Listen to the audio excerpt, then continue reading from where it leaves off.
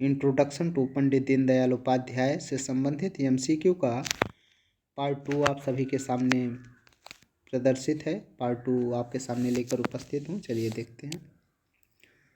पहला क्वेश्चन, पंडित दीनदयाल उपाध्याय जी के माता जी का क्या नाम था? पार्ट 1 में भी मैंने आपको बताया, राम प्यारी। अगला क्वेश्चन, पंडित दीनदयाल जी का जन्म कब हुआ? ये भी मैंने पार्ट 1 में आपको बताया, 25 सितंबर 1916। अगला क्वेश्चन, पंडित दीनदयाल उपाध्याय क्या नहीं थे? ये भारतीय जनसंघ के नेता भी थे, अर्थशास्त्री भी थे, राष्ट्रीय स्वयंसेवक संघ के चिंतक भी थे। क्या नहीं थे? भारत के प्रधानमंत्री। पंडित दीनदयाल जी उपाध्याय संघ के प्रचारक कब बने? उपाध्याय संघ के प्रचारक ये कब बने थे? जुलाई 1942 में। अगला क्वेश्चन, निम्नलिखित में से पंडित दीनदयाल जी उपाध्याय की रचना नहीं है। पंडित दीनदयाल उपाध्याय की रचना कौन सी नहीं है बताना है आपको। सम्राट चंद्रगुप्त मौर्य इनकी रचना है। जगत गुरु शंकराचार्य इन्हीं के दर्शन पे चलते थे, तो ये भी रचना इन्हीं की है। अखंड भारत क्यों, ये भी इनकी एक रचना थी। स्वामी विवेकानंद, ये इनकी रचना नहीं है। अगला क्वेश्चन देखिए, उपाध्याय जी ने राजनीतिक दलों को कितने भागों में विभाजित किया है? तो इन्होंने राजनीतिक दलों को 4 भागों में विभाजित किया है। अगला क्वेश्चन, पंडित दीनदयाल उपाध्याय बीटी की परीक्षा देने कहाँ और कब गए? प्रयाग 1941 में परीक्षा देने, 1941 में प्रयाग ये अपनी परीक्षा देने गए थे बीटी के।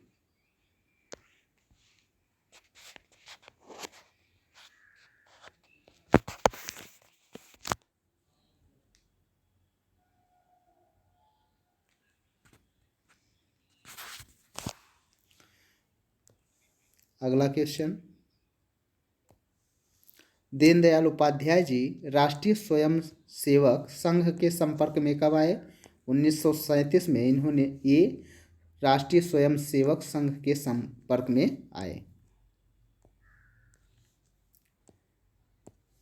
पंडित दीनदयाल उपाध्याय जी के पिता का नाम क्या था?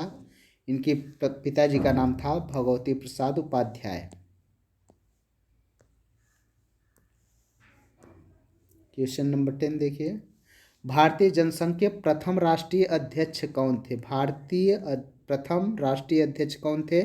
भारतीय जनसंघ के प्रथम राष्ट्रीय अध्यक्ष कौन थे? डॉक्टर श्यामा प्रसाद मुखर्जी इसके प्रथम अध्यक्ष थे।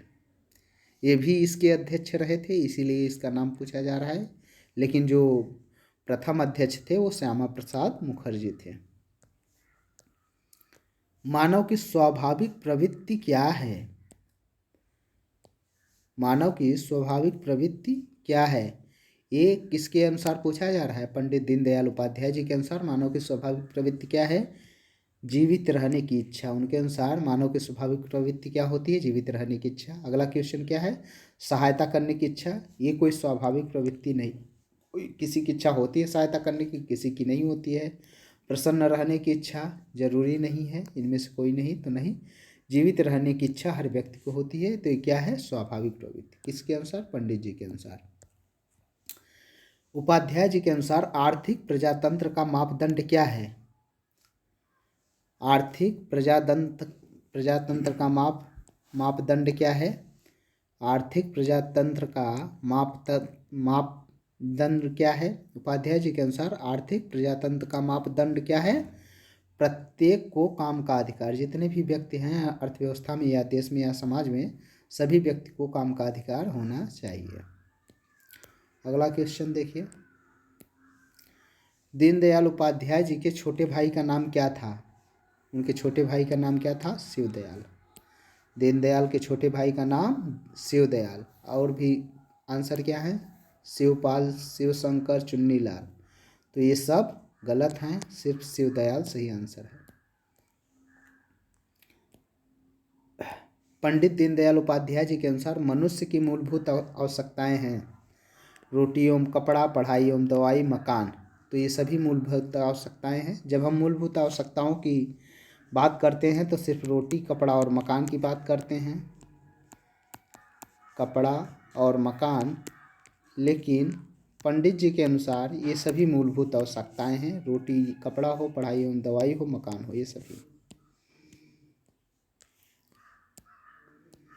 बुद्धि को विवेक विवेक पथ पर बराबर अग्रसर रखने का कार्य कौन करता है? धर्म। अगर धर्म है तो बुद्धि को विवेक पथ पर बराबर अग्रसर रखने का काम करेगा, इसलिए धर्म को अपनाना चाहिए इनके अनुसार, पंडित जी के अनुसार। अगला क्वेश्चन, पंडित दीनदयाल उपाध्याय जी के माता का स्वर्गवास कब हुआ? उनके माता जी का स्वर्गवास 8 अगस्त 1924 को हुआ, जब ये अमूमन 7 वर्ष के थे। और जब ये 3 वर्ष के थे, जब ये 3 वर्ष के थे, 3 वर्ष के थे,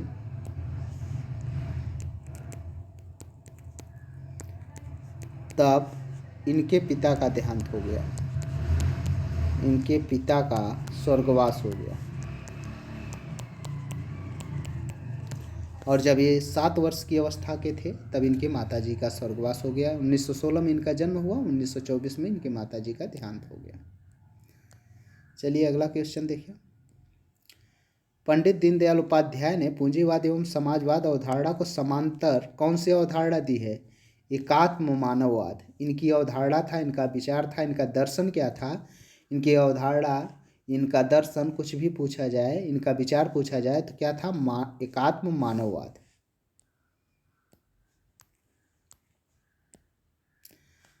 भारतीय संस्कृति के अनुसार मनुष्य के जन्म लेते ही उन पर 3 ऋण होते हैं, निम्न में से उनमें से एक कौन नहीं है?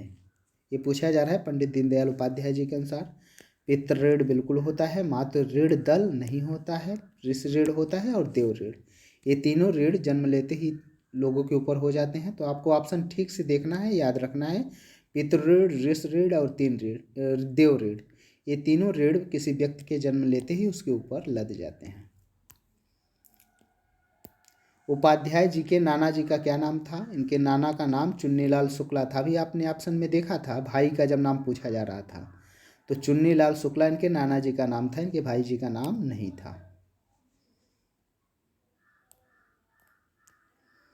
अगला क्वेश्चन,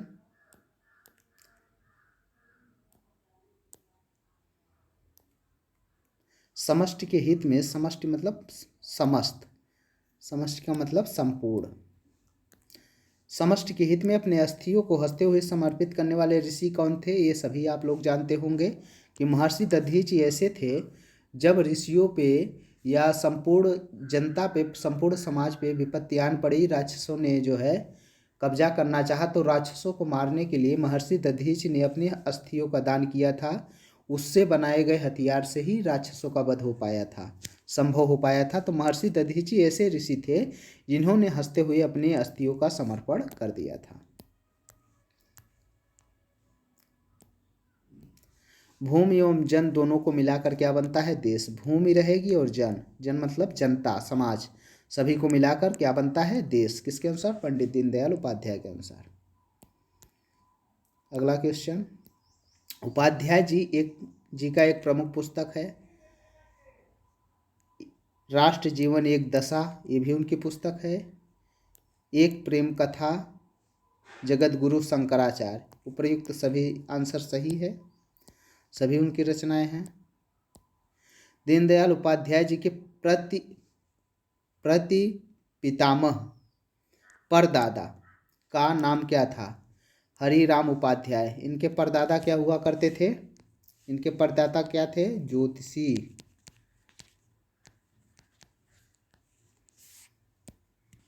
चलिए अगला क्वेश्चन देखिए, पंडित दीनदयाल उपाध्याय निम्न में से किस समाचार पत्रिका से जुड़े थे? तो इनके पत्रिका का नाम क्या था? स्वदेश।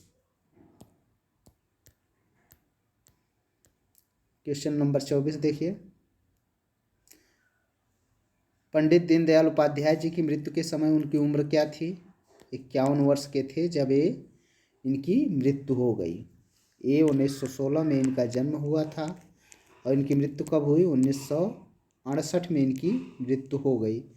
तो ये उस समय 51 वर्ष के थे।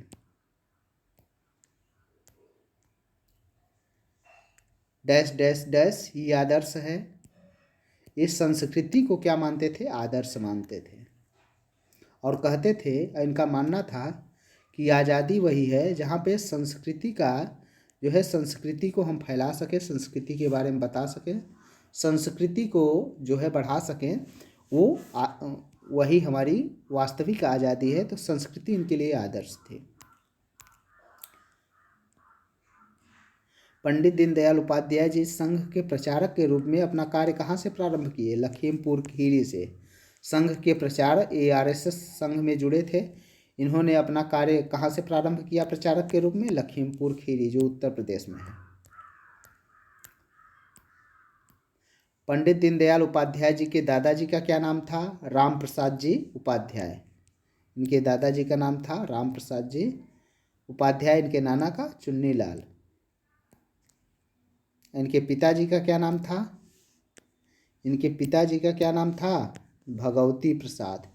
ये पिताजी हैं इनके। और ये कौन है? ये दादाजी हैं। ये कौन है? नाना जी हैं।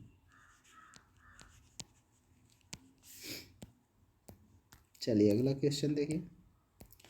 उपाध्याय जी को भारतीय जनसंघ के प्रथम अधिवेशन कानपुर में कब महामंत्री नियुक्त किया गया? 1952 में। अगला क्वेश्चन देखिए। पंडित दीनदयाल उपाध्याय जी के बचपन का अधिकांश समय कहाँ व्यतीत हुआ? धानक्या में। धर्म को कौन सा पुरुषार्थ माना गया है? आधारभूत, बुनियादी, मूलभूत या उपरोक्त सभी? तो इसका सही ऑप्शन है उपरोक्त सभी। पंडित दीनदयाल उपाध्याय के पिता किस पद पर कार्यरत थे? इनके पिताजी किस पद पर कार्यरत थे? सहायक रेलवे स्टेशन मास्टर थे। इनके कौन? इनके पिताजी सहायक रेलवे मास्टर थे, जिनका नाम क्या था? भगवती प्रसाद। सहायक स्टेशन मास्टर थे। इनके परदादा क्या थे? ज्योतिषी थे। इनके परदादा क्या थे? ज्योतिषी। और इनके पिताजी क्या थे? सहायक रेलवे मास्टर। दीनदयाल जी के विद्यार्थी जीवन के साथी कौन थे, जिन्होंने दीनदयाल जी के विचारों के आधार पर ग्रामोत्थान कार्यक्रम चलाए? श्री नानाजी देशमुख। इनके जो थे, इनके विद्यार्थी जीवन के साथी थे कौन? श्री देशमुख। श्री नानाजी देशमुख इनके विद्यार्थी जीवन के साथी थे।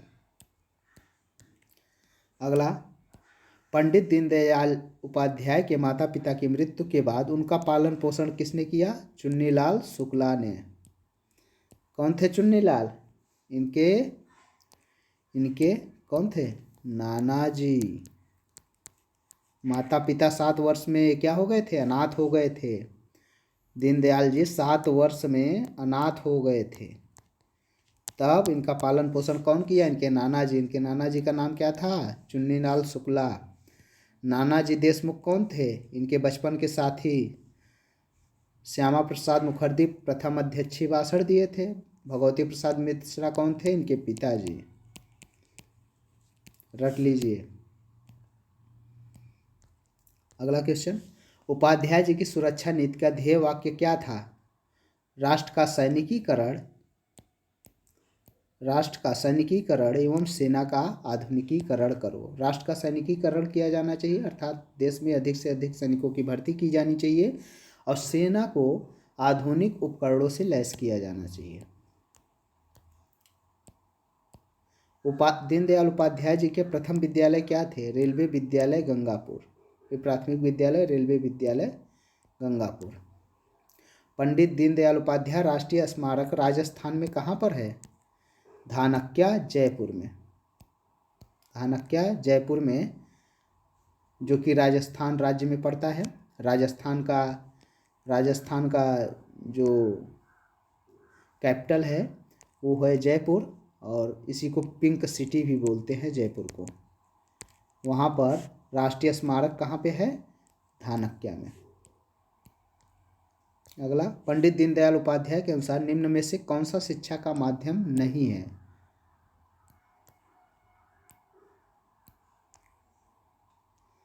कौन शिक्षा का माध्यम नहीं है? संस्कार, स्वाध्याय, अध्यापन या समर्पण?